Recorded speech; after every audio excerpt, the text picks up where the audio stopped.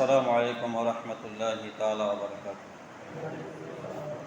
الحمد لله نحمده ونستعينه ونستغفره ونؤمن به ونتوكل عليه ونعوذ بالله من شرور أنفسنا ومن سيئات أعمالنا. من يهده الله فلا مضل له ومن يضلله فلا هادي له ونشهد أن لا إله إلا الله وحده لا شريك له ونشهد أن محمدا عبده ورسوله الذي أرسله بالحق بشيرا ونذيرا وداعيا إلى الله بإذنه وسراجا وقمرا منيرا. فقد قال الله تبارك وتعالى في كلامه المجيد وفرقانه الحميد: أعوذ بالله من الشيطان الرجيم. بسم الله الرحمن الرحيم. إنا أنزلناه في ليلة القدر. عن أبي هريرة رضي الله تعالى عنه قال: قال النبي صلى الله عليه وسلم: من صام رمضان إيمانا واحتسابا غفر له ما تقدم من ذنبه ومن قام ليلة القدر إيمانا واحتسابا غفر له ما تقدم من ذنبه. رواه البخاري. وقال تعالى في شان حبيبه مخبرا وآمرا: إن الله وملائكته يصلون على النبي يا أيها الذين آمنوا صلوا عليه وسلموا تسليما. صلى الله على سيدنا محمد وآله وأصحابه وسلم. بلغ العلا بكماله كشف الدجى بجماله حسنت جميع خصاله صلوا عليه وآله. পবিত্র মাহে রমজানের দ্বিতীয় ভাগের শেষ দিন, শেষ জুমা, দ্বিতীয় ভাগের শেষ জুমা। আজকে 20 রমাদান।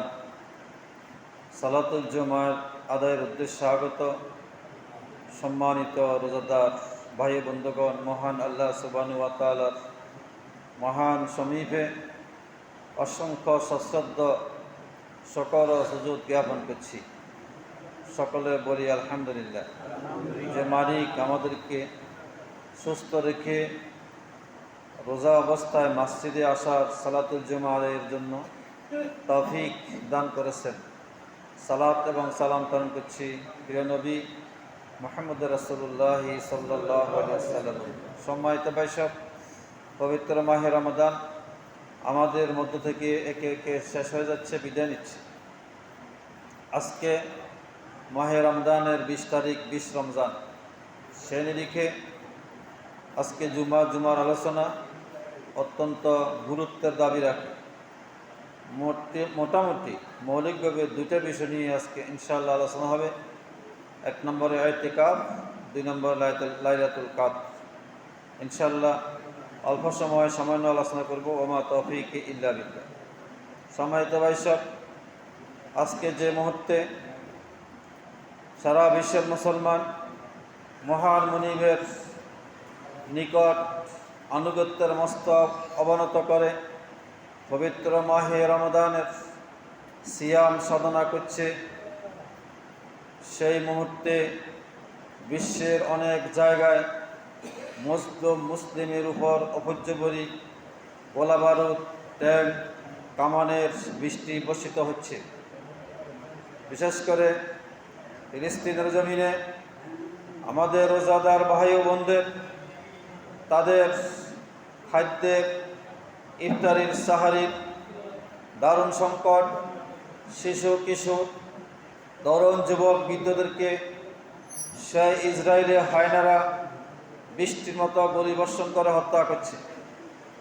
আমরা বাংলাদেশ সরকার সহ বিশ্বের মডেলদেরকে, বিশেষ করে মুসলিম মিল্লাতের রাষ্ট্রপ্রধানদেরকে উদাত্ত আহ্বান করছি, ইসরায়েলের বর্বর হামলার প্রতিরোধে আন্তর্জাতিকভাবে জাতিসংঘ এবং ওআইসির মাধ্যমে অত্যন্ত কঠোর এবং শক্ত ভূমিকা অবশ্যই রাখতে হবে। সম্মানিত ভাইসব, পবিত্র মাহে রমজানের একটি গুরুত্বপূর্ণ আমল হচ্ছে ইতিকাফ। মহান মালিকের কাছে বান্দা কাছাকাছি হওয়ার জন্য, মালিককে বান্দা বেশি করে আনুগত্যের মস্তক অবনত করার জন্য, মালিকের সাথে বান্দার খুব প্রিয় এবং মধুর সম্পর্ক তৈরি করার জন্য মানবতার মহান মুক্তির শিক্ষক মুহাম্মদ আরবি সাল্লাল্লাহু আলাইহি ওয়াসাল্লাম রমজান মাসের মধ্যে মসজিদে অবস্থান করে ইতিকাফের বিধান প্রবর্তন করে গিয়েছেন। সহিহ বুখারী সহ হাদিসের বাবুল ইতিকাফের মধ্যে অনেকগুলো হাদিস এসেছে। হাদিসের মধ্যে এসেছে আল্লাহ নবী সাল্লাল্লাহু আলাইহি সাল্লাম কোন সময় রমজান মাসের প্রথম 10 দিন ইতিকাফ করেছেন। এটা এক সুন্নাত। এরপরে হাদিসে এসেছে আন্না নবিয়্য সাল্লাল্লাহু আলাইহি ওয়াসাল্লাম ইতিকাফা আশরাল আওসাত মিন রমাদান। আল্লাহ নবী সাল্লাল্লাহু আলাইহি ওয়াসাল্লাম রমজান মাসের দ্বিতীয় 10 দিন 11 থেকে 20 তারিখ পর্যন্ত ইতিকাফ করেছেন। এটা আরেকটা সুন্নাত। রাসূলুল্লাহ সাল্লাল্লাহু আলাইহি ওয়াসাল্লাম রমজান মাসের দ্বিতীয় 10 দিন ইতিকাফ করেছেন। যেদিন ইতিকাফ শেষ করে মসজিদ থেকে বেরিয়ে চলে যাবেন, সেদিন সবাইকে ডেকে বললেন, শোনো, তোমরা যারা আমার সাথে ইতিকাফ করেছো তারা আজকে থেকে আবার ইতিকাফ করো। ইন্নী রাআইতু লাইলাতান ফানুসিতু, যেই রাত খোঁজার জন্য আমরা মসজিদে আসছিলাম, সেই রাতের 3 তারিখটা আমাকে দেখানো হয়েছিল, অথচ আমি এটা ভুলে গিয়েছি। সেই নিরিখে আজকে থেকে তোমরা আমার সাথে আবার ইতিকাফ করো। অর্থাৎ রাসূল সাল্লাল্লাহু আলাইহি ওয়াসাল্লাম 20 তারিখ সন্ধ্যা থেকে রমজানের শেষ মুহূর্ত পর্যন্ত পুনরায় আবার ইতিকাফ করেছেন। হাদিসে এসেছে, যেই বছর রাসূলুল্লাহ সাল্লাল্লাহু আলাইহি ওয়াসাল্লাম শেষ ইতিকাফ করেছেন, মুহাম্মদ সাল্লাল্লাহু আলাইহি ওয়াসাল্লামের জীবনের শেষ বছর, সেই বছর তিনি শেষ 10 দিন ইতিকাফ করেছেন। জিবরাইল আমিন এসে মুহাম্মদ রাসূলুল্লাহকে বললেন, আপনি যে জিনিসটা খুঁজছেন সেটা এখনো আসে না, এটা সামনে। এইসব হাদিসের নিরিখে মুহাম্মদ আরবি সাল্লাল্লাহু আলাইহি ওয়াসাল্লাম শেষ 10 দিন মসজিদের মধ্যে ইতিকাফ করেছেন। কথাকে আমি বুঝতে পারছি। এই জন্য এখন বর্তমানে আমাদের সমাজে বা দেশে বিশেষ করে শেষ 10 দিন ইতিকাফ করার প্রচলন খুব বেশি এবং প্রচলিত এবং বিশুদ্ধ। কে যদি প্রথম 10 দিন করে, মাঝ 10 দিন করতে পারেন, কোনো অসুবিধা নেই। তবে শেষ 10 দিন করাটা সুন্নতে মুআক্কাদা। ইতিকাফের বিধান 3টা। ইতিকাফ প্রথমত ওয়াজিব, সুন্নাতুন মুআক্কাদাতুন, মুস্তাহাব্বুন। কোন ব্যক্তি যদি কোনো নিয়ত করে, আমার একটা কাজ যদি সিদ্ধ হয়, আমি ইতিকাফ করব, নিয়ত করে, নজর করে, ওই ইতিকাফের বিধান পালন করা তার জন্য ওয়াজিব। আর স্বভাবত এবং স্বাভাবিক রমজান মাসের শেষ 10 দিন প্রত্যেক জামে মসজিদে বা প্রত্যেক মসজিদ এরিয়ার মধ্যে থেকে ওই মসজিদের মধ্যে অবস্থান করা, ইতিকাফ করা, এটা সাধারণত সুন্নতে মুআক্কাদা। সুন্নতে মুআক্কাদা মানে বাধ্যতামূলক। যে কাজটা মা ওয়াজিবান নবী সাল্লাল্লাহু আলাইহি ওয়াসাল্লাম, আল্লাহ রাসূল নিয়মিত করতেন, ওই কাজগুলোকে সুন্নতে মুআক্কাদা বলা হয়। এই কাজগুলো করা উম্মার জন্য কর্তব্য। তবে ইতিকাফ একটা সামাজিক ইবাদত বিধায় সমাজের অন্তত 2 জন মানুষ হলেও ওই সমাজের মসজিদে বসে থাকতে হবে, না হলে সমাজের সব মানুষ ক্ষতিগ্রস্ত এবং গুনাহগার হবে। এই ইতিকাফ হলো বিধান 3টা। ইতিকাফের সবচেয়ে উত্তম স্থান হলো 3টা। ইতিকাফ করার সবচেয়ে সারা দুনিয়ার আসমান নিচে জমিনের উপরে সবচেয়ে উত্তম স্থান হলো বাইতুল্লাহিল মুহাররম। কোথায়? বাইতুল্লাহ সবচেয়ে উত্তম জায়গা, যেখানে 1 রাকাত সালাত আদায় করলে 1 লক্ষ রাকাতের সওয়াব হয়। আমাদের অনেক ভাই বন্ধু পরিচিত জন, বিশিষ্ট ব্যক্তিগুলো, আলেম ওলামা, পীর মাশায়েখ অনেকেই নিয়ত করে ইচ্ছা করে পরিকল্পনা করে পবিত্র মাহে রমজানে ইতিকাফ করতে কাবা শরীফ গিয়ে থাকেন। আমরা মহান মালিকের কাছে আবেদন করছি, প্রার্থনা করছি, আল্লাহ তাবারাকা ওয়া তাআলা আমাদেরকে জীবনের যে কোনো সময় সামর্থ্য দান করেন। সকলে বলেন আমিন। ইতিকাফের দ্বিতীয় গুরুত্বপূর্ণ স্থান হল মসজিদে নববী, যে মসজিদটা মদিনা শরীফে মুহাম্মদ আরবি সাল্লাল্লাহু মসজিদ মদিনা যাওয়ার পরে নির্মাণ করেছেন। মসজিদে নববী, যেখানে 1 রাকাত সালাত আদায় করলে 50,000 রাকাত সালাতের সওয়াব। ইতিকাফ করার জন্য দ্বিতীয় গুরুত্বপূর্ণ স্থান হইল মসজিদে নববী। ইতিকাফ করার জন্য তৃতীয় গুরুত্বপূর্ণ স্থান হইল মসজিদুল আকসা, যেটা ফিলিস্তিনে অবস্থিত। যে মসজিদে আকসাকে ঘিরে মুসলিম মিল্লাতের ইতিহাস, ঐতিহ্য, ঈমান বিজড়িত, স্মৃতি বিজড়িত। যে মসজিদে আকসাতে আল্লাহ সুবহানাহু ওয়া তাআলার লক্ষ পয়গম্বরের স্মৃতিচিহ্ন যেখানে রয়েছে। মুহাম্মদ সাল্লাল্লাহু আলাইহি ওয়াসাল্লাম মিরাজে যাওয়ার সময় যে মসজিদে ইমামতি করে সালাত আদায় করছিলেন, সে মসজিদের নাম মসজিদুল আকসা।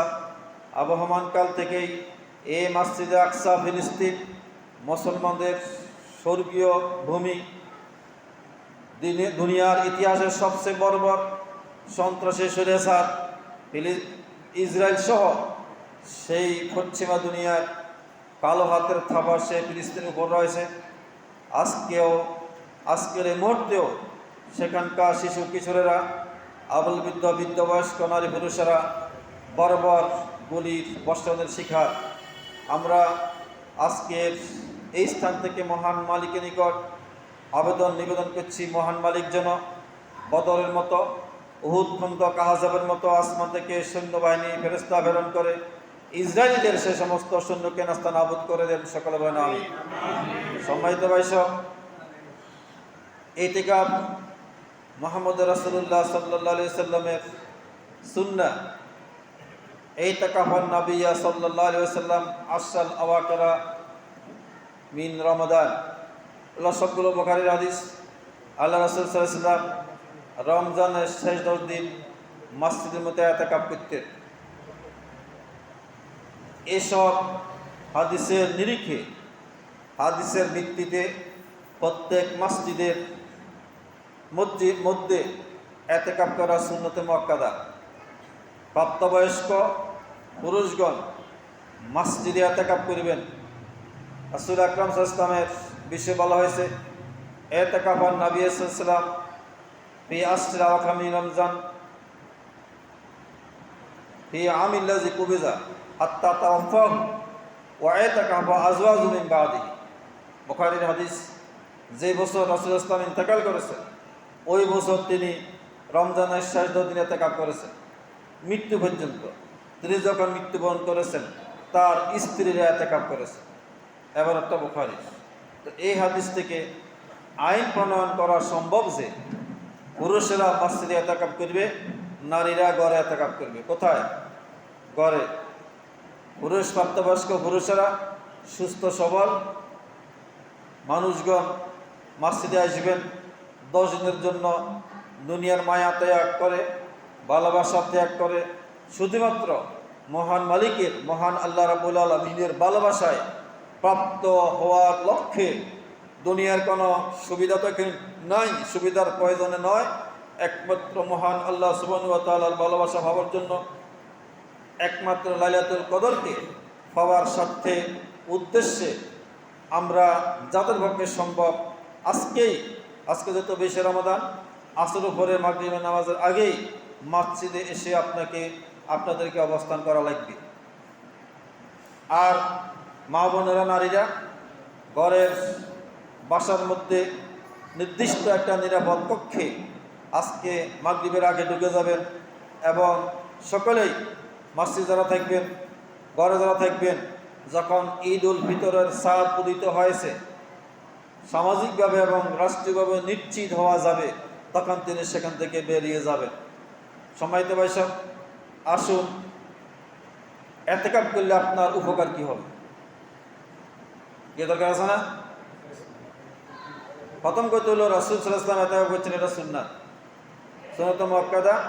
আর ইতিকাফ করলে লাভ হলো দুনিয়ার মায়া ত্যাগ করে, স্বার্থ সুবিধা ত্যাগ করে এখানে যদি আসি, মসজিদের মধ্যে আমি আসলাম, আবাদত করলাম, রাত জাগ্র দেখলাম, মহান মালিকের সাথে সাক্ষাৎ হওয়ার সুবর্ণ সুযোগ হবে, লাইলাতুল কদর হওয়া আমার ভাগ্যে জুটবিটা একটা লাভ, বড় লাভ।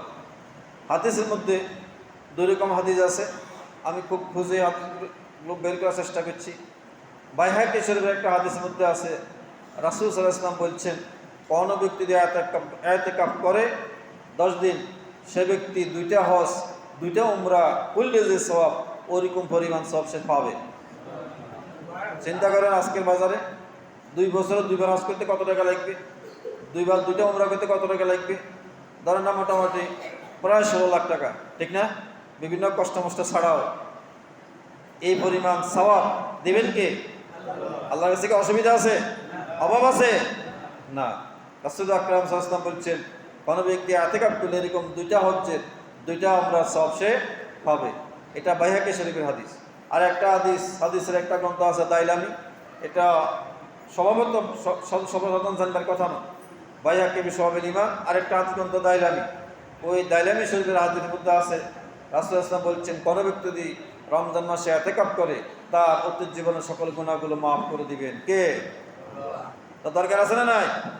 আমি একটা হাদিস পড়ছি কিতাবুস সিয়ামের, আন আবি হুরায়রা রাদিয়াল্লাহু তাআলা আনহু قال قال النبي صلى الله عليه وسلم মান সামা রমাদান ঈমানান ওয়া ইহতিসাবান গুফিরা লাহু মা তাকাদ্দামা মিন যামবি। আল্লাহ রাসূল সাল্লাল্লাহু আলাইহি ওয়াসাল্লাম বলছেন, যে ব্যক্তি রমজান মাসে রোজা রাখলো, রোজা রাখার মতো ঈমানও আছে, ইয়াকিনও আছে, ইহতিসাব সওয়াবের প্রত্যাশা আছে, দৃঢ়তা আছে, ওই ব্যক্তির অতীত জীবনের গুনাহগুলো মাফ করে দেওয়া হবে। হাদিসের দ্বিতীয় অংশ, ওয়ামান কামা লাইলাতুল কদরে ঈমানান ওয়া ইহতিসাবান গুফিরা লাহু মা তাকাদ্দামা মিন যামবিহি। যে ব্যক্তি লাইলাতুল কদরের রাতে দাঁড়িয়ে সালাত আদায় করবে, ওই ব্যক্তি আল্লাহ তাআলা মাফ করে দিবেন। লাইলাতুল কদর আমি সামনে আসতেছি, ইতিকাফের উদ্দেশ্য শেষ করি। সম্মানিত ভাই সব, আসুন সুস্থ সবল ভাইরা মসজিদে আসবেন, থাকবেন। মসজিদে এসে নির্দিষ্ট একটা এরিয়ার মধ্যে, হাদিসের ভাষায় খিবা, যে পর্দা টাঙ্গিয়ে এরিয়া করে সেখানে অবস্থান করবেন। প্রয়োজন ছাড়া বা জরুরি হাজত ছাড়া, পেশাব পায়খানার প্রয়োজন ছাড়া মসজিদের বাইরে যাওয়া যাবে না। যদি পেশাব পায়খানার প্রয়োজন হয় তখন ওখানে যাওয়া যাবে, আসতে গোসলের প্রয়োজন থাকলে গোসলটা সেরে আসতে হবে। এছাড়া মসজিদের বাইরে যাওয়া যাবে না। একটা পর্দা টাঙিয়ে এড়িয়ে করে সেখানে থাকবেন।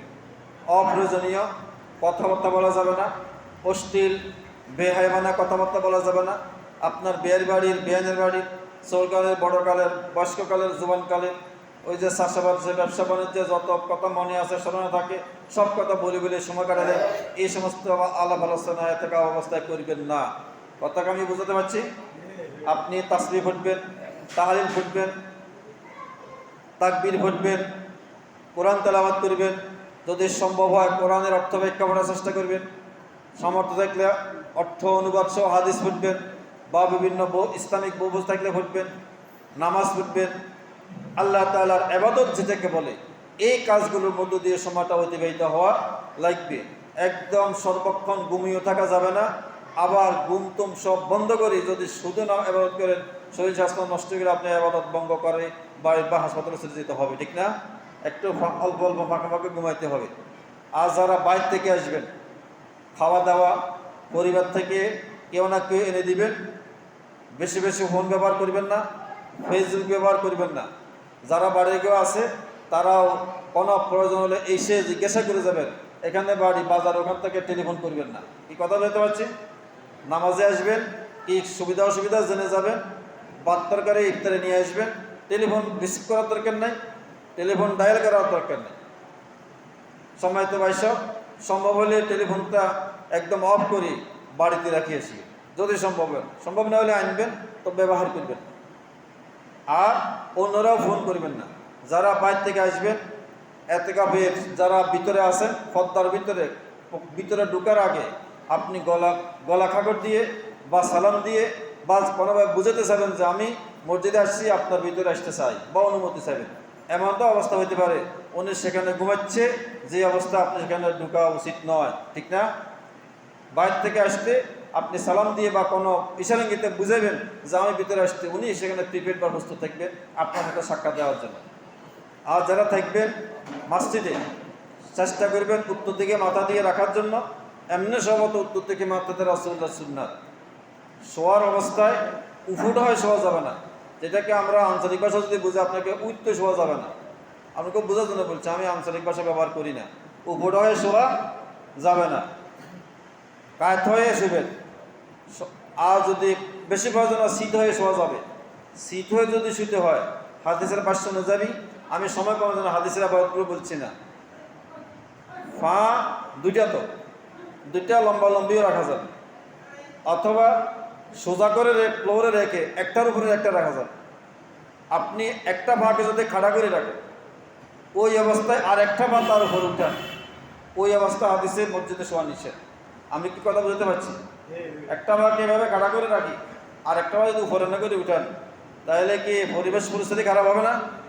ওই অবস্থায় মসজিদে শোয়া নিষেধ, বাড়িঘরে অনুচিত, হাদিসে নিষেধ আছে। এটা সভ্য জাতের, সভ্য সমাজের বিরোধী, বিকৃতি, রুচি বিরোধী কাজ। এই জন্য ইসলাম এবং হাদিস মানুষের রুচি বিকৃতি বিরোধী সকল কর্মকাণ্ড নিষেধ করছে। এই জন্য কারো কক্ষে, কারো ঘরে বা আবদ্ধ এলাকায় কেউ যদি যান, উনি খবর দিয়ে যাবেন যে আমি এসতেছি। এটা ইসলামের একটা সভ্যতা। বেশি কথা বলবেন না, যারা বাইরে থেকে আসবেন ওনাদের সাথে বেশি কথা বলবেন না, এতটুকু আমাদের জন্য দোয়া করবেন। আপনার সাথে ওনার ভালোবাসার কমতি দেখতে পাবেন। বিভিন্ন রকম তিরস্কার করে কথা বলবেন না, কটাক্ষ করে কথা বলবেন না। আল্লাহ তাআলা যে কোনো সময় যে কাউকে কবুল করতে পারে। হ্যাঁ, উনি এবছর থেকে বাসছেন, আল্লাহ ওনাকে কবুল করছেন। যদি আপনি শরীর স্বাস্থ্য বললেন মনে করে দোয়া করি না, কথা না বললেও আপনি চলে আসবেন, তবে কাউকে কোনো রকমের কটাক্ষ করে কথা বলবেন না। আমি মেহরবানি করে অনুরোধ করে কথা বলছি। কথা ঠিক আছে? সম্মানিত ভাই সব, এগুলো আমাদের অভিজ্ঞতা আছে, এই জন্য বলছি। আলহামদুলিল্লাহ, বহু বছর ইমামত থেকে 1995 সাল থেকে আমি খতিব হিসাবে চেষ্টা করি যারা এতেবা থাকেন তাদের কাছে দোয়া চাওয়ার জন্য, এবং দায়িত্বের কারণে ওনার জন্য দোয়া করি। এই ভালোবাসার সম্পর্ক আমরা কি তৈরি করতে পারবো না? ইনশাল্লাহ। সম্মানিত ভাই সব, আমরা যারা মসজিদ কমিটি বা অন্যান্য মুসল্লি, আমরা চেষ্টা করব ওনাদের ভালোবাসা দিয়ে অন্তত সেবা দেওয়ার, যত্ন দেওয়ার। বাকি আর্থিক বা খাওয়া দাওয়ার বিষয় তো ওনার সবাই সলভেন্সি, নিজ নিজ অবস্থান থেকে সবাই বাসা বাড়ি থেকে নিয়ে আসবেন। অন্তত ভালোবাসা দিয়ে, থাকার সুবিধাটা করে দিয়ে আমরা ওনাদেরকে ভালোবাসা দেওয়ার চেষ্টা করব, যাতে যে ব্যক্তিটা থেকে আসলেন উনি কোনো বিরক্তি বোধ না করেন। এ কথা বলতে পারছি? সময় তো আসুন আমি আজকে আলোচনার দ্বিতীয় অংশ লাইলাতুল কদরে যাই। লাইলাতুল কদর, এটা দুটা শব্দের একটা বাক্য। লাইলাতুল অর্থ রাত, কাদরুন শব্দের অর্থ হইল পরিমাণ নির্ধারণ করা। কোরআন মজিদে এটা নিয়ে অনেক আলোচনা আছে। আমি চেষ্টা করব কোনো সময় এগুলো নিয়ে আরও ডিপলি আলোচনা করার। আজকে অল্প আলোচনা করবো ইনশাল্লাহ। লাইলাতুল কাদর অর্থ হইল কি? কাদরুনের মূল অক্ষর কফ, দাল, রা, এই তিনটা দিয়ে শব্দটা। কাদরুনের পরিমাণ অর্থ হইল পরিমাণ, এবং পরিমাণ নির্ধারণ করা। ফাকাদ্দারা হো তাকদীরা, কোরআনে অনেক কথা আছে এটা নিয়ে। লাইলাতুল কাদরের শব্দের অর্থ হইল পরিমাণ নির্ধারণ করা। আল্লাহ তাআলা বলছেন, ইন্না আনজালনাহু ফি লাইলাতিল কদর, আমি এই কোরআনকে নাযিল করেছি কদরের রজনীতে। ওয়া মা আদরাকা মা লাইলাতুল কদর, রাসূল আপনি কি জানেন লাইলাতুল কদর কি? রাসূলকে যখন আল্লাহ তাআলা প্রশ্ন করতেন, রাসূল কোনো জবাব দিতেন না। রাসূল যখন সাহাবীদেরকে প্রশ্ন করতেন, সাহাবীরা কোনো জবাব দিতেন না, বলতো আল্লাহ ওয়া রাসূলু আলাম। আল্লাহ রাসূল সাল্লাল্লাহু আলাইহি ওয়াসাল্লামকে প্রশ্ন করে বললেন, ওয়া মা আদরাকা মা লাইলাতুল কদর, আপনি কি জানেন লাইলাতুল কদর কি? আল্লাহ তাআলা আবার জবাব দিয়ে বললেন, লাইলাতুল কদর খায়রুম মিন আলফি শাহরিন। শাহরিন মানে মাস, আলফ মানে হাজার, আলফে শাহ মানে হাজার মাস। লাইলাতুল কদর এমন একটি রাত যে একটা এরকম হাজার হাজার হাজার হাজার মাস থেকে উত্তম। সুবহানাল্লাহ বলবেন না? একটি মাস কত মাস থেকে উত্তম? হাজার হাজার মাস থেকে উত্তম। ধরেন আপনি 1 কোটি টাকা বাংলা টাকা বা ক্যাশ নোট একসাথে কিনলেন, ঠিক আছে না? একটা বড় স্তূপ হবে না? 1 কোটি টাকার ভাঙ্গা টাকা, 2 টাকা, 4 টাকা, 5 টাকা, 6 টাকা, 10 টাকা করলে একটা বড় টাল হবে না? টাল হইব কত টাকা? 1 কোটি টাকা। আর আপনার 10 কোটি টাকার একটা চেক, শুধু লিখলাম 10 কোটি টাকা, ইসলামে একটা চেক। এখন টাকা পরিমাণ বেশি কোথায়? নগদে না চেকে? 10 কোটি টাকা না, এখানে তো বিশাল একটা টাল। তাই এখন যৌক্তিকভাবে বোঝা যাচ্ছে যে চেকের মধ্যে টাকা বেশি, বড় বুদ্ধিমানের কাজ। আর যার বুদ্ধি হাতে বোঝা যাচ্ছে কাগজ একটা নিয়ে জানা টাকা গুনে, ঠিক না? আমি বুঝার জন্য বলছি। দেখেন আল্লাহ রাব্বুল আলামিন বললেন লাইলাতুল কদর খায়রুম মিন আলফি শাহর, এরকম হাজার হাজার মাসের চেয়ে উত্তম একটা রাত। সেটা কোন রাত? লাইলাতুল কদর খায়রুম মিন আলফি শাহর তানাজ্জালুল মালায়েকাতু ওয়ার রূহু ফিহা বিইজনি রাব্বিহিম মিন কুল্লি আমরিন সালামুন হিয়া হাত্তা মাতলাইল ফাজর। কোরআনে ভাষায় বলা হয় জিবরাইলকে ওয়া ইন্নাহু লাতানজিলু মিন রাব্বিল আলামিন নাযালা বিহি রূহুল আমিন আলা কলবিকা লিতাকুনা মিনাল মুনজিরিন বিলিসানিন মিন আরাবিয়্যিন মুবিন। রুহুল আমিন কোরআন মাজিদে যত জায়গা বলা হয়েছে রুহুল আমিন মানগো গ্রামে রুহুল্লাহ না, ইয়া রুহুল আমিন জিবরাইল। কোন ফেরেশতা? জিবরাইল। রুহুল আমিন, রুহুল আমিন মানে বা রুহু মানে জিবরাইল। ইয়া মা ইয়াকুমুর রূহু ওয়াল মালায়েকাতু সাফফা লা ইয়াতাকাল্লামুনা ইল্লা মান আযিনা লাহুর রাহমানু ওয়া ক্বালা সাওয়াবা। কোরআনুল কারীমের মধ্যে যত জায়গায় রূহ, 2-1 জায়গা ছাড়া রুহুল আমিন বলতে জিবরাইলকে বোঝানো হয়েছে। এই কদর রয়েছে রুহুল আমিন ফেরেশতা, জিবরাইল ফেরেশতা এবং অন্যান্য সকল ফেরেশতা নেমে আসবেন। ওরা আল্লাহর শরীক তো, আসমানের নিকটে দুনিয়ার কাছে নিয়ে আসবেন। আসে তারা ফজর পর্যন্ত থাকবেন, থেকে আল্লাহর বান্দারা কদর রাত্রে কি কি উঠতেছেন তারা শান্তির বাণী নিয়ে আসবেন। কিসের বাণী? শান্তির বাণী। আজকে দুনিয়াকে শান্তি আছে? নাই। যতজন শান্তির বিভিন্ন রকম ব্রহ্মক্রোশক কথা বলেন, শান্তি আসলে কেউ দিতে পারে নাই।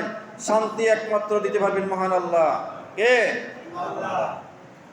এই শান্তির বাণী নিয়ে লাইলাতুল কদর রজনীতে ফেরেশতারা নেমে আসবেন। আল্লাহর বান্দাদের ইবাদত বন্দেগি কান্নাকাটি এগুলো তারা সচিত্র প্রতিবেদন মহান মালিকের নিকটে ফাইল ফুটাপ করবেন। কথা ঠিক কিনা? আল্লাহ তাবারক ওয়া তাআলা বলেছেন ইন্না আনজালনাহু ফি লাইলাতিন মুবারাকাহ, সূরা দুখানের আয়াত। আমি এই কোরআন নাযিল করেছি একটি বরকতময় রজনীতে। ফিহা ইউফরাকু কুল্লু আমরিন হাকিম, প্রত্যেক বিষয় ওই দিন রাতে সিদ্ধান্ত গৃহীত হয়। তাহলে রাতটা কি কম গুরুত্বপূর্ণ, বেশি গুরুত্বপূর্ণ? বেশি গুরুত্বপূর্ণ। বাইশক আজকের মানুষ এমন বুভুক্ষ হাহাকার অভাব অনটনে আছে, দেখা গেল মানুষ 10 কেজি চালের জন্য 1 কিলোমিটার দূরে লাইন ধরে দাঁড়িয়ে আছে। ওদের আমি ছাগল নিয়ে দেখলাম, নিশ্চয় মানুষ অভাবে আছে, কষ্টে আছে। বিভিন্ন রকম খাওয়া দাওয়ার জন্য উপসে পড়ে বিট করে সেখানে পড়েন। যদি একটা মানুষ বিরিয়ানির প্যাকেট দেন, আপনি তাড়াহুড়া করে সেখানে যাবেন তাড়াতাড়ি পাওয়ার জন্য। মানুষের একটা স্বাভাবিক অভ্যাস, আমি খারাপ অভ্যাস বলবো না, বা এদিকে এগুলো নেই। কিন্তু যে কদরের রজনীতে মহান রব্বুল আলামিন আমার আপনার হায়াতের মৌতের পুনরায় পুনর্লেখন করবেন। এখানে একটা আরো সেকেন্ড কথা আছে, আমাদের যে তাকদীর, এটা রব্বুল আলামিন দুনিয়া সৃষ্টির 50,000 বছর আগে নির্ধারণ করেছে। তাকদীরের কোনো পরিবর্তন হয় না। তাকদীরের উপর বিশ্বাস করা ফরজ।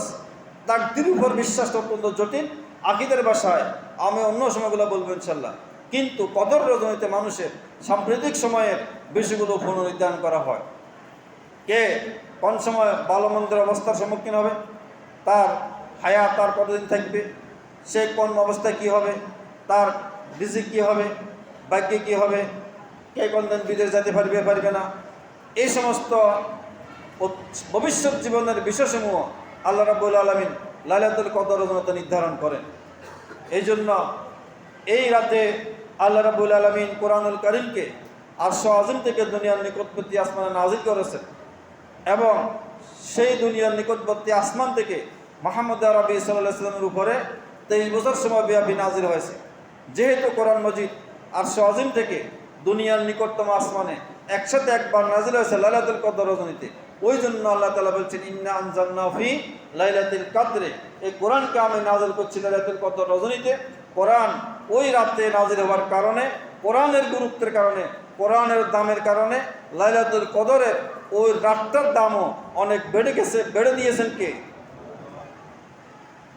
عن أبي هريرة رضي الله تعالى عنه قال قال النبي صلى الله عليه وسلم من قام ليلة القدر إيمانا واحتسابا غفر له ما تقدم من ذنبه আল্লাহ নবী সরকার জাহা মুহাম্মদ আলাইহি বলেছেন, যে ব্যক্তি লাইলাতুল কদর রজনীতে দাঁড়িয়ে দাঁড়িয়ে সালাত আদায় করবে, আল্লাহ তার জীবনের সকল গুনাহগুলো maaf করে দিবেন।